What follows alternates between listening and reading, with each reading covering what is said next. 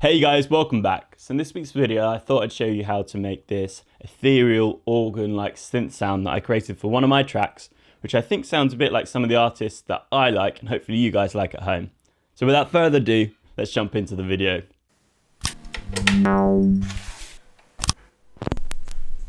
So let's start by loading Wavetable.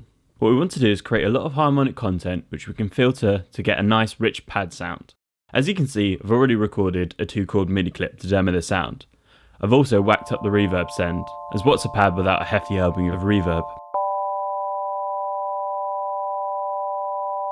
Anyway, so the first thing I'm going to do is bring the wavetable position for oscillator 1 to 34% to be a triangle wave. I'm going to drop it down 12 semitones, or an octave. Next, I'll activate oscillator 2, setting the wave to FM fold. Here, I'll bring it up to 65%. I'll also detune the two oscillators by 5% in opposite directions to give the pad more width. Finally, for the oscillator section, I'll activate the sub-oscillator and set it to no change in octaves, bringing the tone amount up to 79%. Now to filter the high end. Bring the filter frequency down to 573 Hz and the resonance up to 26%. Now for the amp envelope. Set the attack to 2.79 seconds, the decay to 734 milliseconds, the sustain to 0, and the release to 967 milliseconds.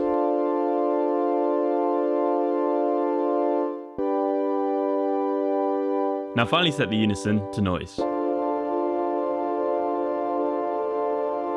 We've kind of created an organ-like sound, which is perfect. Now time to add some modulation. First LFO1. Set the LFO to sync to the song's tempo and decrease the rate to 4, turning retrigger off.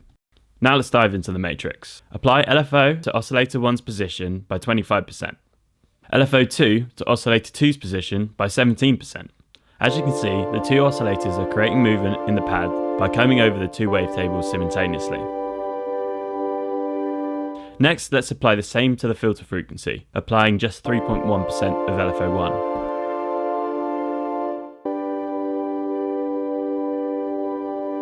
We can add some more interest to this pad by modulating the modulators, applying 7.8% of LFO1 to LFO2, creating some interesting variation over time. And finally, add only 0.1% of the LFO to the pitch, just to have the pitch ever so slightly detune and retune. Lovely stuff. Now for the effects. First the chorus with the basic settings.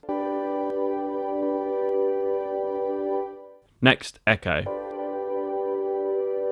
I'm going to bring the reverb up to 100%. Finally, let's use an EQ to cut out the frequencies we don't need. Let's cut the low end above 100 Hz and bring the high ends down a touch if needed. Job's a good one. Now time to use it in a track. So that's the video. I hope you guys enjoyed and learned something from that. Should be no surprise that Wavetable is my favourite synth. I think I use it in almost all of my videos. So yes, if you have any questions about Wavetables, leave them in the comments below.